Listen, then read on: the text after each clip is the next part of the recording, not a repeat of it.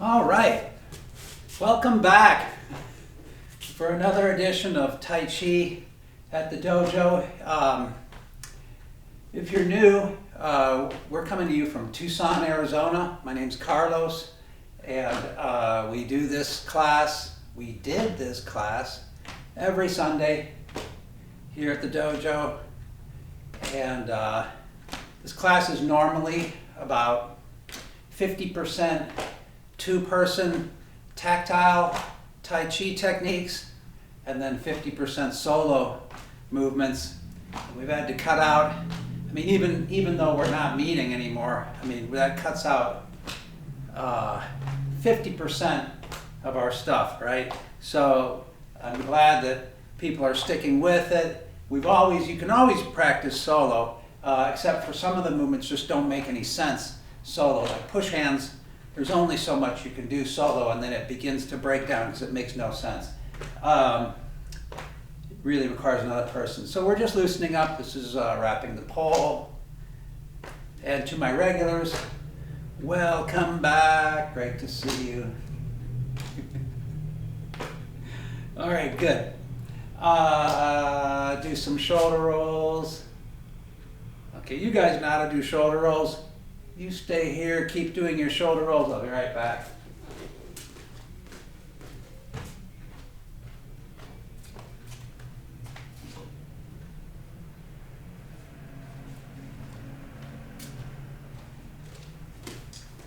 Putting on my gloves. Let's go around the other way with the shoulders if you haven't already. Putting on my gloves. So just in case any of the hand movements are confusing. My right hand is always orange, and then the left hand is a high visibility yellow. Let's move up to our neck, looking up and down. We'll move the neck carefully in 3 planes of motion. This is the sagittal plane, if you're keeping track. And then the transverse plane. There won't be a quiz on this.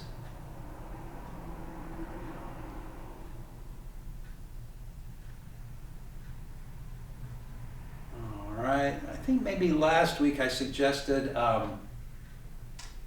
that if you're not just surfing the internet, you might do some of your warm-ups before we start this, because I never do. Okay, and look straight ahead. This is in the frontal plane. We never meditate or warm up as much as I would like in these videos, and to a certain extent, we don't even do it in our live class as much as I would like, because people get bored with meditation and they get bored with warm-ups. And then also, some people rode their bike to class, they don't need to warm up, so everyone knows what they need. Other people may have been meditating all morning. So, and we've discovered there's only so much that these movements can do for our neck. We just got to get in there and massage a little bit. Okay, great. So what I thought we would do this week is start looking again at some dragon movements before we do our form. Dragon movements can be very dynamic. And I know a whole bunch of them from different sources. We'll just do a couple of them today, and then maybe a couple of them next week. And okay, so there's one, the Kai Men version of the dragon is really neat, and we can do, I thought we would do, hold on just for another moment.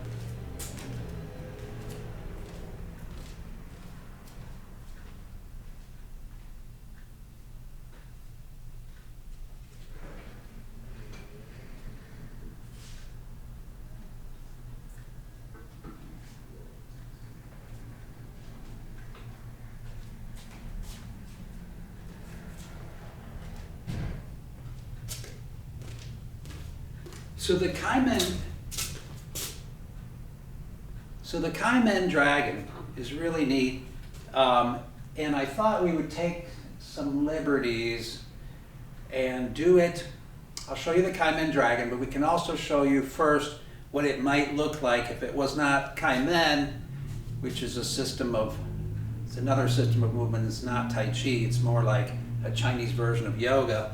But if it were Qigong, we'll do that first, because that's the best one to warm up with. So if it was just Qigong, it would be, remember, when you make your dragon claws, please don't add tension to your hands. Just imagine that you're holding a ball in your hand. That's sufficient. And remember, we were talking about how if we want to do conservation of energy, we can make our movements very floaty and effortless. That would be our mental.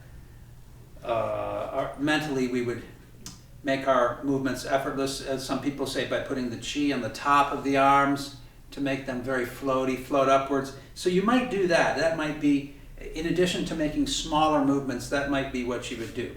And then we'll change that later. So the left and the right doesn't matter. You can mirror me, or there is no left and right really to this really. So yeah, I'm going to step one foot out obliquely and then shift my weight into my forward foot, and the arms come up. And then in Qigong, we don't reach up really high, so you might come up this high. I'm still looking forward, and pull your arms down, or just let them drop down. Step back in, step out, shifting your weight forward.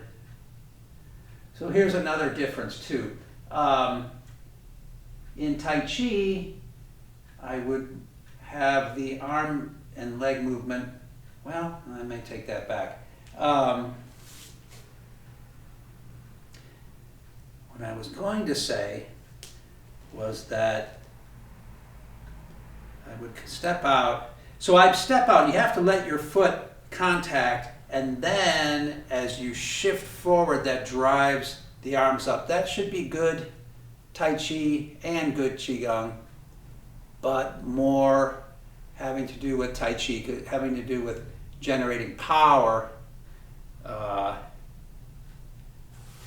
you see, I'll show you on the other side. So what I was saying was, so maybe in Qigong you might step out, shift forward, and then lift the arms. But in Tai Chi, the shifting forward would drive the arms. Okay, so that's Qigong. And then Tai Chi, again, you'd step out, and then as you shift forward, that would push the arms forward. And that shifting can only account for so much movement. But in Tai Chi, a lot of this movement, and then in Tai Chi, you drag your arms down, right? Don't float them down, drag them down as if the dragon is clawing something or dragging something down, right? Step in. So I hope I'm not confusing you with these different comparisons. In Tai Chi, we're generating power. We don't care about our flexibility. So again, if I was to hold in class, if I would just gently place my hand here and force you to find, by resisting, you'd find your alignment. First you'd say, oh, wait, this is not an arm movement. It's not even a shoulder movement. I don't want my mind in my shoulder. It's a very weak joint. But you need this lined up properly, and then you can use these muscles to get that movement down into your legs. And so it would be, so they would start here, and then your legs would be driving your arms up, or at least supporting that movement. And then similarly coming back down, you'd be dragging down. Okay. Step back. So do one more on each side. So feel that driving up through the legs, and then dragging down. And when you see the Kaimen version, you'll be like, wow, it's even more. So, but the Kaimen version is more about flexibility rather than generating power here. So up, down, really pulling something down, an imaginary something. Okay, great. So come back to center, and let's meditate here just for a moment. Let that sink in.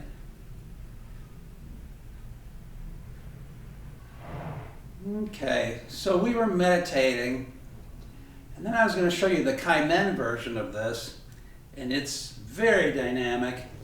It's it wouldn't be done in Tai Chi because we just wouldn't do this much. We would never bend over as far and be completely vulnerable, and then we probably wouldn't do it in Qigong because we might, but we might not. Anyway, I won't say anything more. I'll just show you the movement. Okay, so we come out,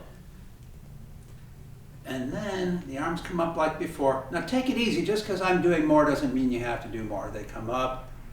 Can they go higher? Oh my God. I'm looking up now? Bringing my arms up as high as I can. Remember, this is like Chinese yoga.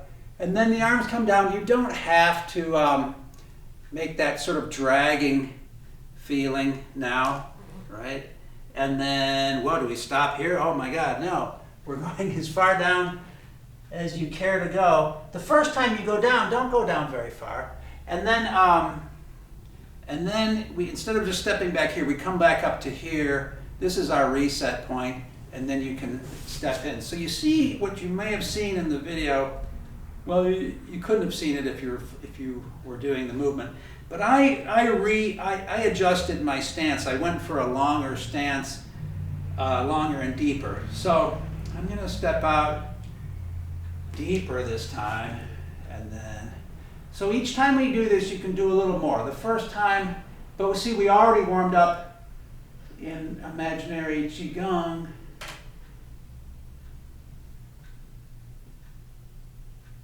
This is a great movement.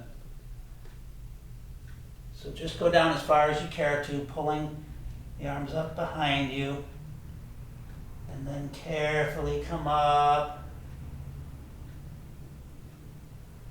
Arms up about here, and then step back in. How about one more to each side? Okay. Oh, I'm sorry, the arms go down. Pardon me. Okay, here we go. Up as high as you want. You can look up. You can even arch your back, which we never do normally. And when you're ready, come on down in a nice sweeping movement. The arms pull up as high behind you as you care to accomplish. And we'll come back up. So we're going to do one more on the other side. But remember what I've told you guys. You can pause the video and just do as many as you want. I wonder who takes me up on that. Nobody? I don't know. But you can turn this into a great workout. You could turn this, your Tai Chi practice, you could turn it into your only workout if you wanted to. But you'd have to be diligent and do these things as drills. And by drill, I'm saying like do 10 of each.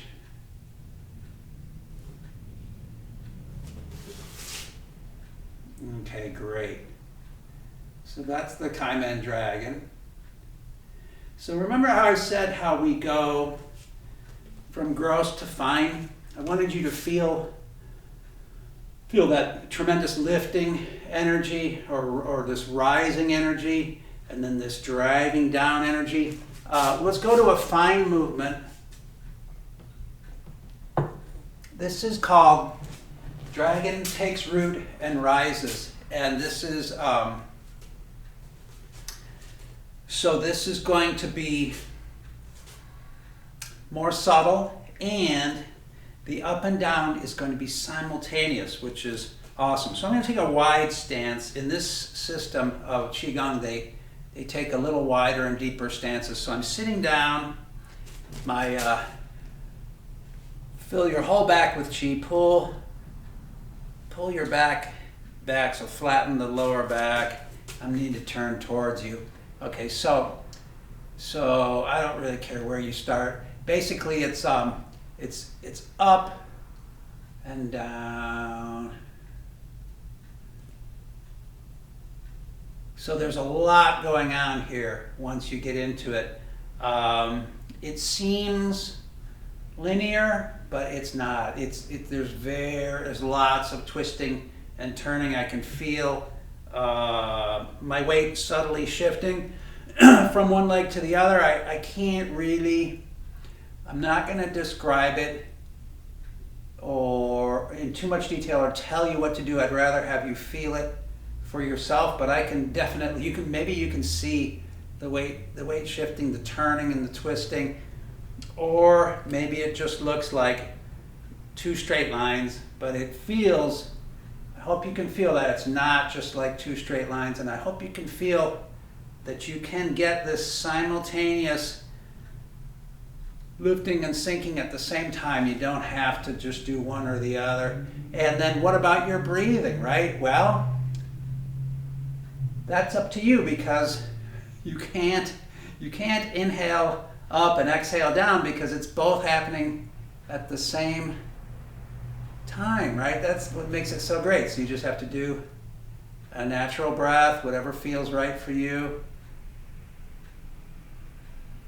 And we mentioned, I think last week too, that adding the breath to your movements is great. You can do your entire form with precise inhalation and exhalation, but in the real world, it doesn't always happen that way.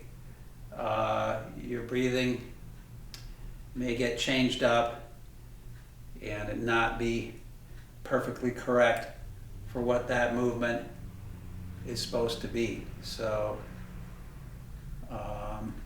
and you should be adept at changing your breath. Take a little half breath or a little sip of air if needed, but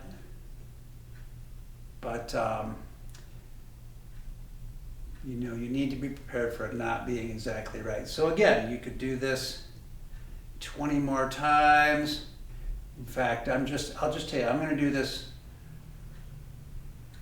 a little bit more, and then we're going to move on. So you should pause your video now if you really love this movement, want to do a bunch more.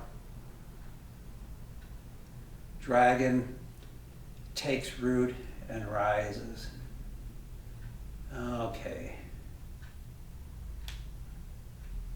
Excellent, excellent.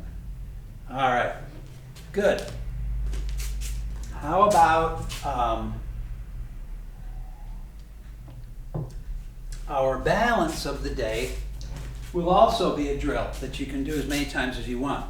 And it's been a while. I looked at my notes, and we haven't done any of these things since before COVID, which is a lot longer now than it was. Okay, so this is called Golden Rooster Stands on One Leg.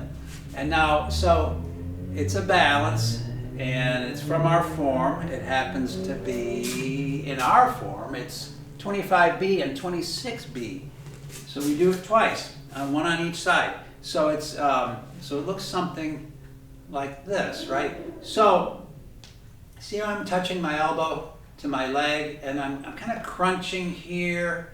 This hand is just down. You could imagine it on a tree stump or a fire plug, giving you stability. Now the problem with this is, if I turn to the side, you'll see my form is not that good. What I'm saying is that maybe I shouldn't be touching my elbow to my knee, because look how I'm bending over. right? But if I can stay, so I can still squeeze here and draw this leg up without touching. And then, let's see, okay, let me sink. Okay, so here we go. And I'm bending the supporting leg, right? So this is a little better. This is what I should be doing. I shouldn't try to go to here, right? And then you can switch. It's same hand, same leg. Okay. So again, if this was this yoga idea, you know, I would, but I'd rather keep it good Tai Chi and then keep this engaged, right? So what is this in our form? Well, before we get to that, before I explain it, I'll explain this while you're just continue to do this. And as I said before, which if I had comments enabled on this video, I'm sure I'd get a lot of comments. I'm saying you can stay in this balance until you feel unsteady, and then when you feel unsteady, that will be your excuse to switch sides, right? So I'll try to do it in real time. I feel pretty steady today. Let's pretend I don't. Whoops! Instead of going like this, I'm just gonna switch and switch.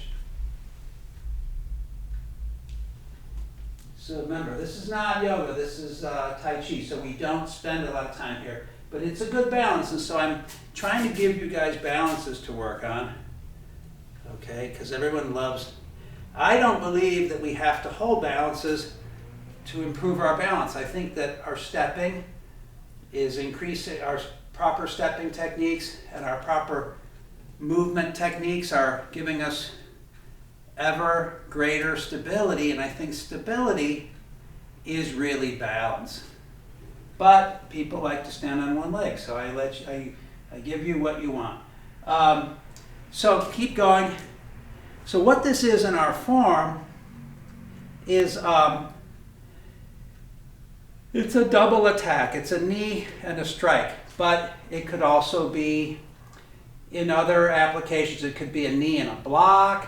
It could be a kick and a block. It could be anything, basically anything you can imagine, or whatever works, right? So, a couple more.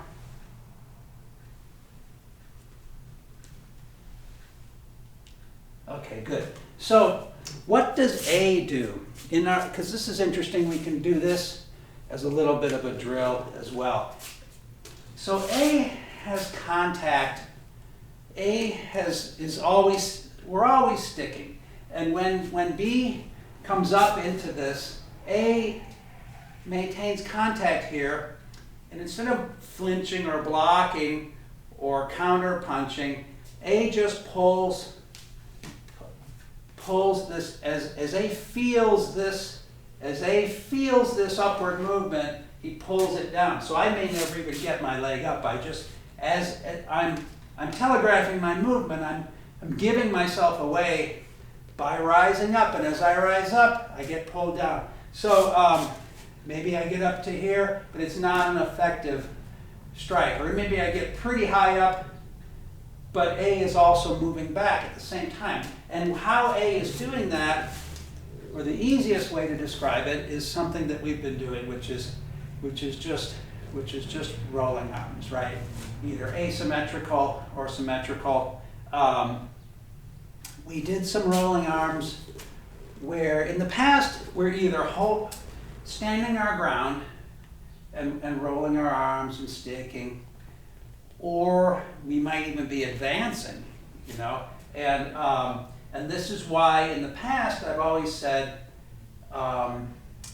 what you'd like to get as you're moving your arms, your objective is under and inside, right? But your partner wants to be under and inside too. And the moment you achieve under and inside, your partner's going to roll around your arms and they're going to be under and inside. So it's a short-lived victory, and you have to do something with that immediately because it'll be over before you know it. This is the opposite, or maybe not the exact opposite, but this is a time when you're going to want to be on top and pull your partner down. So maybe you want to get outside and on top, pull them down, they try it again, you step back, and it just so happens the second time, we don't want to do this forever, so the second time we think I have to put an end to this, and I do a ward off. So it would look in our form, they would attack, we pull them down, they attack again, we pull them down, and then ward off, right? So, but as a drill, we can just do any kind of rolling arms, asymmetrical, symmetrical, and then practice that just with stepping, right? We want to learn to just be comfortable with stepping. I don't know which foot I'm stepping back first. It's sort of it feels like it's a little opposite. Oh no, it's actually, well, it's hard to explain. Whatever I'm doing, I can switch, and it should still work though, okay? So just for fun. So that was sort of an asymmetrical. Why don't I try it more symmetrically? Remember, you're staying in contact with your partner at all times. So remember, so your partner rises up and you pull them down and step back. Just in case it doesn't work. They rise up again, you step back, pull them down, and then in our form, we'll go back, we'll go over this in much greater detail. You'd step in and do a diagonal flying or a ward off, anything of that variety. Okay, so that's that movement. That's 25 A and B, 26 A and B. And I know a lot of you aren't up to that point, so that's why we're not going over it in microscopic detail, because you're not even up to that point in the form, so don't worry about it. We went over the counter. Good. So take a tiny break, and then we'll do our form. You guys can hit pause if you want, or if you're ready to do your form. So let's see. So last week I think I went from here to here. So this week I'll start again, this is south for me, it doesn't matter what it is for you. And I won't be right on center, I'm going to be right off of center. I'm going to try also every week when we do our video to do it from a different standpoint. And some you'll find better than others, and some will, I'll have my back to the camera, regrettably, but that's the way it is. So off we go. Remember, orange is right, and then yellow is left. Okay, so relax completely in your resting posture. And hopefully you have all that dragon energy is swirling through your body now. Should feel really good. Should make your form feel very dynamic and alive. Okay, left foot comes up, left hand comes up. You feel that dragon energy in your arm, right? And then come through. So the white snake darts out its tongue. So I'm off to the side a little bit so you can see a little bit different viewpoint. Okay. So this is implied 7, reach up to touch the 7 stars of the Big Dipper. Feel the arms come up. That slides the foot up effortlessly.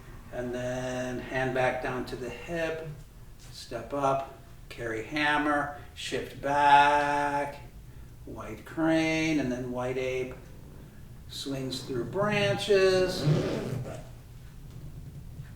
Okay, I'm going to shift back into my right foot, pivot the left foot around, step the right foot up and over. I'm shifting right slightly, shift back left slightly, elbow strikes the heart, and then ring the gong.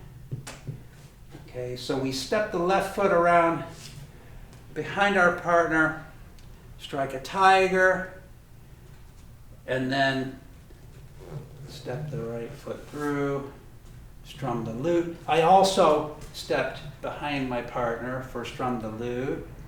Okay, good. And then pivot that right foot way around, step the left foot in and back, and inspect horse's mouth. Hope you can still see, you can see most of my head, I think. Half step back, arms come out and around, half step back with the other leg, back into dragon pose.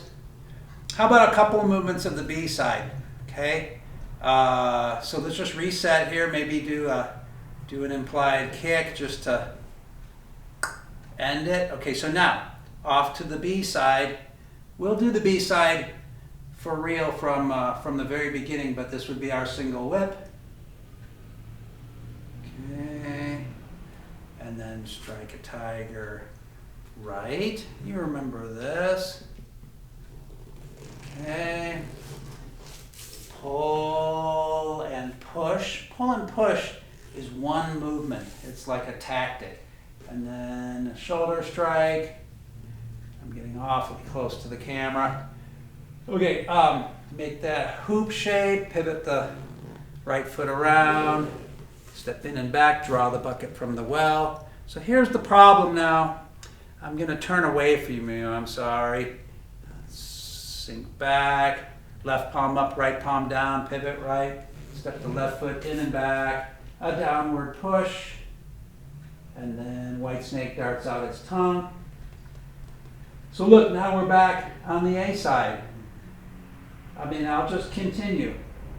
7 stars, carry hammer, white crane, white ape swings through branches.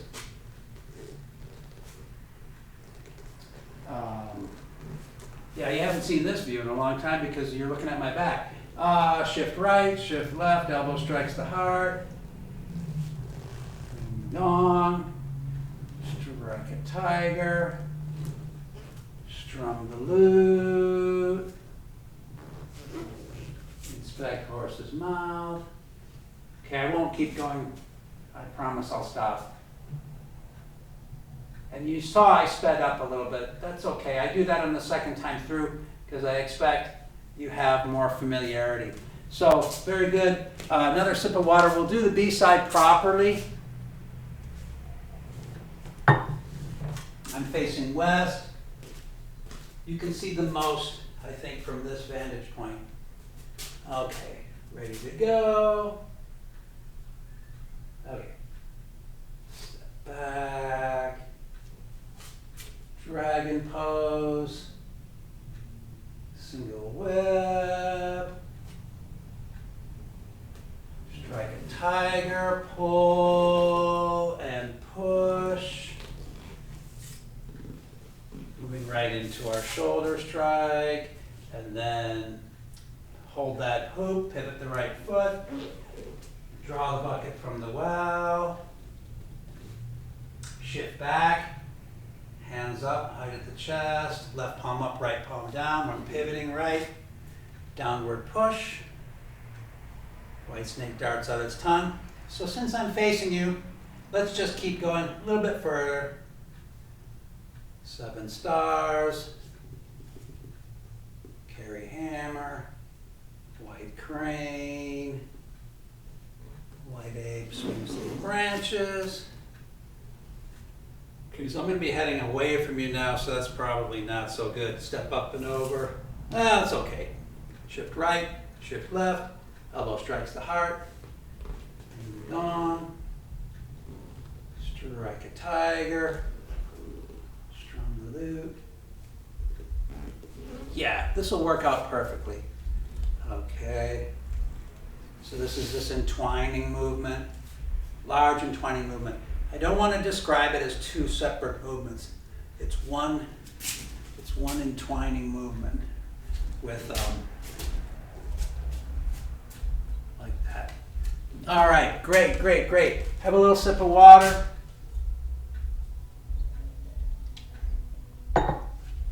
So if you were struggling through that part of the form, struggling to follow along, and you're not really working on your form, or maybe you just fast forwarded through that, let's do our circle walking for those of you who are not doing your form. And let's take a little liberties with our circle walking. I've told you that I'm not going to over teach circle walking because this is not a Bagua class, right? I never intended it to be. This is a very valuable thing you can do with your stepping.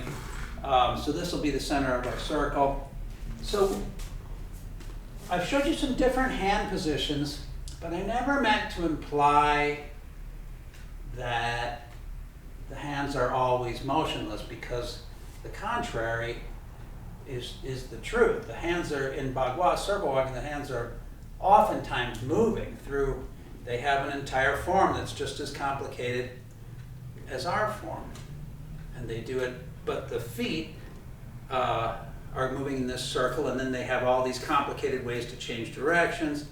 So anyways, the reason I mentioned that, let's change directions, is that we can do different things with our hands, right? We can take some liberties with this. So let's do, so pay attention to your stepping, but then let's do the hand movements from the dragon, takes root, and rises. Okay, so just one hand up and one hand down. Yeah, that makes it harder. Makes it a lot harder, right? So how are you going to coincide this with your stepping? I'm going to leave it up to you. I'm going to assume, maybe wrongly, that you'll do one cycle for each step, but not necessarily so. You could do, I don't know, you could, let's see, I could move my hands faster than my feet. So that's one up and down for each. I'm not really keeping track. All right, I'd say just go naturally. And then I don't want to be facing away from the camera, so I'm switching directions, right? Whoa. This really does add some difficulty to this. I told you this stuff is hard, right? Circle walking is very hard. I told you all along we've been doing an easier version of it as an exercise, right? But this is great. So these are the things you can do if you don't know the form to practice it. And I'm not going to make you feel bad, at least not today. Maybe in the next week I'll lecture you on learning your form. Right? That's so mean.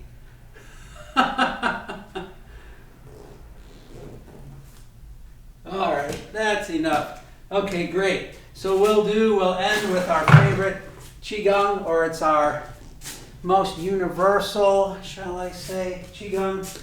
It just seems to, it's so simple, you can't forget it. You can do it anytime, anywhere. And it helps us to process what we've done in class. See, before we were coming up to here, right? Let's see, this is just so nice, just coming up just to the height of the shoulders, and then the arms come down. Oh, I didn't do that. I was thinking about the other one, so I didn't do it quite right. Remember, the arms come up to the height of the shoulders. The elbows drop first. That flattens the hands out. Finally, the hands can't come back any further. They must come down. And they swing down so gently.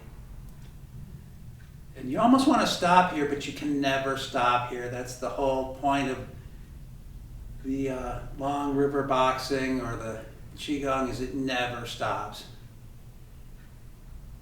But then, when you do finally meditate, it just feels so good to be able to stop. But, as we will discover in our ending proverb, maybe even when you stop, you have not stopped. Okay, so what I'm referring to is I chose for an ending proverb or a quote, I chose one from Pliny the Elder, not Chinese, he was Roman, but I chose it because when we're doing these dragons, remember Pliny the Elder, he wrote these encyclopedias, the first encyclopedias ever, and according to him, there was all these fantastic creatures and humanoids all over the globe that he wrote about. When he was with the Roman legions, he traveled the entire world, or the known world at that time, And there were people who hopped around on one leg. There were dragons. There were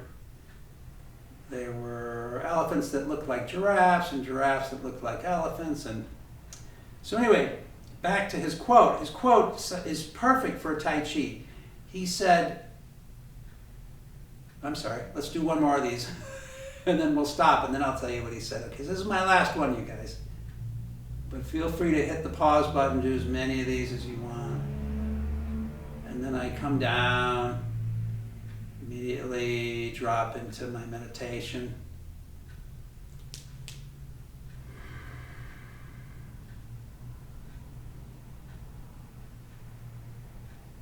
Okay, Pliny the Elder said, maybe, what was it, 200 BC? Movement never ceases, even when disguised as stillness. And thank you so much for coming. It's always a pleasure to imagine you watching and to join you in your living room or your office and do this with you every week. And I really appreciate your keeping up as best you can. And we'll be together very soon, I promise you.